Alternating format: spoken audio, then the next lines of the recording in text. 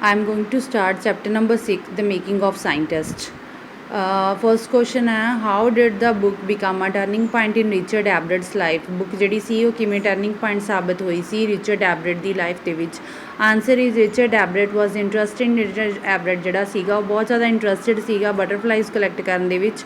Bye ਦਾ time ਹੀ ਵਾਜ਼ ਇਨ his ਕਹਿੰਦੇ ਜਦੋਂ ਉਹ ਸੈਕਿੰਡ ਗ੍ਰੇਡ ਦੇ ਵਿੱਚ ਸੀਗਾ ਸੈਕਿੰਡ ਕਲਾਸ ਦੇ ਵਿੱਚ ਸੀ he had collected all the 25 species of butterflies ਉਹਨੇ 25 ਸਪੈਸੀਜ਼ ਦੀਆਂ ਜਿਹੜੀਆਂ ਬਟਰਫਲਾਈ ਸੀ ਉਹ ਕਲੈਕਟ ਕੀਤੀਆਂ ਸੀ found around his home town ਆਪਣੇ ਘਰ ਦੇ ਆਲੇ ਦੁਆਲੇ। This would have been the end of his ਇਹਦੇ ਨਾਲ ਉਹਦਾ ਮਤਲਬ ਕਿ ਜਿਹੜਾ ਬਟਰਫਲਾਈਜ਼ ਇਕੱਠਾ ਕਰਨ ਦਾ ਜਿਹੜਾ ਕਲੈਕਸ਼ਨ ਮਤਲਬ ਕਿ ਹੁਣ ਉਹਨੇ ਬੰਦ ਕਰਤਾ ਸੀ। ਇਫ ਹਿਜ਼ ਮਦਰ ਜੇ ਉਹਦੀ ਮਦਰ ਜਿਹੜੀ ਸੀ ਉਹਨੂੰ ਉਹ ਬੁੱਕ ਨਾ ਲਿਆ ਕੇ ਦਿੰਦੀ had not bought him a book called the travels of monarch 10 book ਨਾ ਲਿਆ ਕੇ ਦਿੰਦੀ ਮਨਾਰਜ ਜਿਹੜੀ ਬੁੱਕ ਦਾ ਨਾਂ ਸੀ the travels of monarch 10 this book told him ਇਹ ਬੁੱਕ ਦੇ ਵਿੱਚ ਦੱਸਿਆ ਗਿਆ ਸੀ ਦਾ ਮਾਈਗ੍ਰੇਸ਼ਨ ਕਿਵੇਂ ਹੁੰਦੀ ਆ ਮਨਾਰਜ ਬਟਰਫਲਾਈਜ਼ ਦੀ ਕਿੱਥੋਂ ਸੈਂਟਰਲ ਅਮਰੀਕਾ ਤੋਂ। ਦਿਸ ਬੁੱਕ ਅਰਾਊਜ਼ ਹਿਜ਼ ਇਹ ਬੁੱਕ ਜਿਹੜੀ ਸੀ ਉਹਨੇ ਉਹਦਾ ਇੰਟਰਸਟ ਕ੍ਰੀਏਟ ਕੀਤਾ। ਅਰਾਊਜ਼ ਦਾ ਮਤਲਬ ਹੁੰਦਾ ਕੁਛ ਕ੍ਰੀਏਟ ਕਰਨਾ ਇਨ ਮਨਾਰਜ ਬਟਰਫਲਾਈਜ਼ ਦੇ ਵਿੱਚ and opened a new world ਅਤੇ ਨਵਾਂ ਜਿਹੜਾ ਸੰਸਾਰ ਸੀ ਸਾਇੰਸ ਦੇ ਆ ਉਹਦੇ ਸਾਹਮਣੇ ਖੋਲ੍ਹ ਕੇ ਰੱਖ ਦਿੱਤਾ। This prove to be a turning point ਇਹ ਉਹਦੀ ਲਾਈਫ ਦੇ ਵਿੱਚ ਇੱਕ ਟਰਨਿੰਗ ਪੁਆਇੰਟ ਸਾਬਿਤ ਹੋਇਆ ਸੀ ਇਨ ਦਾ life of young Richard ਐਬਰਟ the life ਦੇ ਵਿੱਚ। ਹੀ ਬਿਗੈਨ ਟੂ ਰੇਜ਼ ਮਨਾਰਜ ਉਹਨੇ ਹੁਣ ਕੀ ਕਰਨਾ ਮਨਾਰਜ ਬਟਰਫਲਾਈਜ਼ ਜਿਹੜੀਆਂ ਸੀ ਰੱਖਣੀਆਂ ਸ਼ੁਰੂ ਕਰ ਦਿੱਤੀਆਂ ਇਨ ਦਾ ਬੇਸਮੈਂਟ ਆਫ ਹਿਜ਼ ਹੋਮ ਦੇ ਵਿੱਚ and study different stages of there development ਅਤੇ ਉਹਨਾਂ ਦੀਆਂ ਜਿਹੜੀਆਂ ਡਿਫਰੈਂਟ ਸਟੇਜਸ ਸੀ ਉਹਨਾਂ ਦੀ ਡਿਵੈਲਪਮੈਂਟ ਦੀਆਂ ਉਹਦੇ 'ਤੇ ਸਟੱਡੀ ਕਰਨ ਲੱਗ ਗਿਆ ਵੀ ਕਿਵੇਂ ਜਿਹੜੀ ਜਦੋਂ ਉਹਦਾ ਬਰਥ ਹੁੰਦਾ ਉਦੋਂ ਕਿੱਦਾਂ ਦੀ ਆ ਬਟਰਫਲਾਈ ਕੀ ਉਹਦੇ 'ਚ ਡਿਵੈਲਪਮੈਂਟ ਹੁੰਦੀਆਂ ਨੇ ਨਵੇਂ ਜੋ ਵੱਡੀ ਹੁੰਦੀ ਜਾਂਦੀ ਹੈ ਕਿਵੇਂ ਹੁੰਦੀ ਆ ਉਹ। Second question is how did his mother help him? It's a very important question question of this chapter. Answer is Richard Abbott's mother helped him by encouraging his interest. Richard Abbott ਦੀ ਜਿਹੜੀ mother ਸੀ ਉਹਨੇ ਉਹਦੀ help ਕੀਤੀ ਸੀ ਉਹਦਾ interest encourage ਕਰਨ ਦੇ ਵਿੱਚ and help him enhance his knowledge ਉਹਦੀ knowledge ਨੂੰ ਵਧਾਉਣ ਦੇ ਵਿੱਚ ਐਂਡ ਲਰਨਿੰਗ ਕਰਨ ਦੇ ਵਿੱਚ।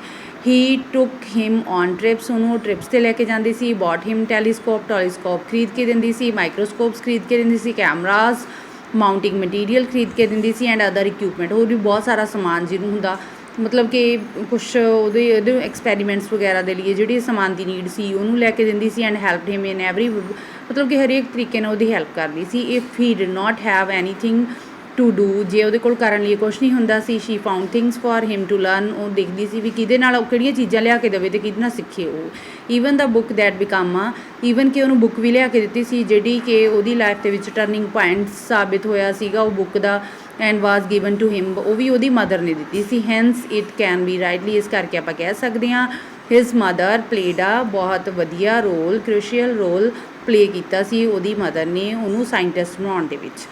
next question ਹੈ what lesson did Abbott learn when he does not win anything at a science fair?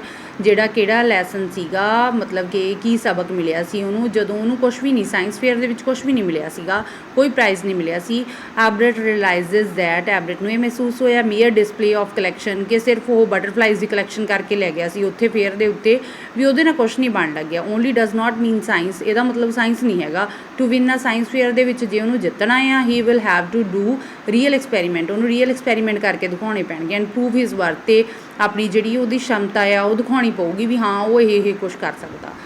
Second question what experiments and project does he then undertake ਕਿਹੜੇ ਐਕਸਪੈਰੀਮੈਂਟ ਅਤੇ ਪ੍ਰੋਜੈਕਟ ਉਹਨੇ ਕੀਤੇ ਸੀ। He then undertakes the project and experiment to find out ਇਹ experiment ਕੀਤੇ ਸੀ what actually causes a viral disease viral ਜਿਹੜੀਆਂ disease ਨੇ ਉਹਦੇ ਕਾਰਨ ਕੀ ਹੁੰਦੇ ਨੇ। ਦੈਟ ਕਿਲਸ ਨੀਅਰਲੀ ਜਿਹਦੇ ਨਾਲ ਸਾਰੀਆਂ ਮਨਾਰਚ ਨੇ ਜਿਹੜੀਆਂ ਮਰ ਰਹੀਆਂ ਨੇ ਕੈਟਰਪਿਲਰ ਮਰ ਰਹੇ ਨੇ।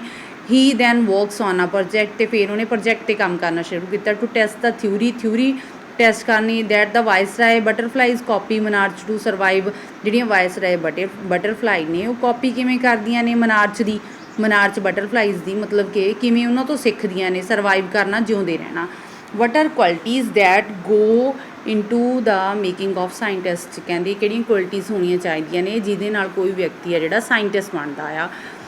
ਦ ਆਥਰ ਮੈਨਸ਼ਨ 3 ਕੁਆਲਿਟੀਜ਼ ਦਾ ਆਥਰ ਆ ਜਿਹੜਾ 3 ਕੁਆਲਿਟੀਜ਼ ਮੈਨਸ਼ਨ ਕਰਦਾ that go into the making of ਜਿਹਨਾਂ ਕੋਈ ਵਿਅਕਤੀ ਜਿਹੜਾ ਸਾਇੰਟਿਸਟ ਬਣਦਾ। ਫਸਟ ਸਟੇਟ ਮਾਈਂਡ ਕਰਸਟੀ ਸਾਰਿਆਂ ਨਾਲੋਂ ਪਹਿਲਾਂ ਉਹਦਾ ਮਾਈਂਡ ਆ ਬਹੁਤ ਵਧੀਆ ਹੋਣਾ ਚਾਹੀਦਾ ਕਰਸਟੀ ਹੋਣੀ ਚਾਹੀਦੀ ਆ ਉਹਦੇ ਅੰਦਰ ਇੰਟਰਸਟ ਹੋਣਾ ਚਾਹੀਦਾ ਚੀਜ਼ਾਂ ਨੂੰ ਸਿੱਖਣ ਦੇ ਲਈ ਐਂਡ ਦਾ ਵਿਲ ਤੇ ਉਹਦੇ ਅੰਦਰ ਕੀ ਹੈ, ਵਿਲ ਪਾਵਰ ਹੋਣੀ ਚਾਹੀਦੀ ਹੈ to win the right reason, ਤਾਂ ਜੋ ਉਹ ਸਹੀ ਕਾਰਨਾਂ ਦੀ ਕਰਕੇ ਜਿੱਤ ਸਕੇ।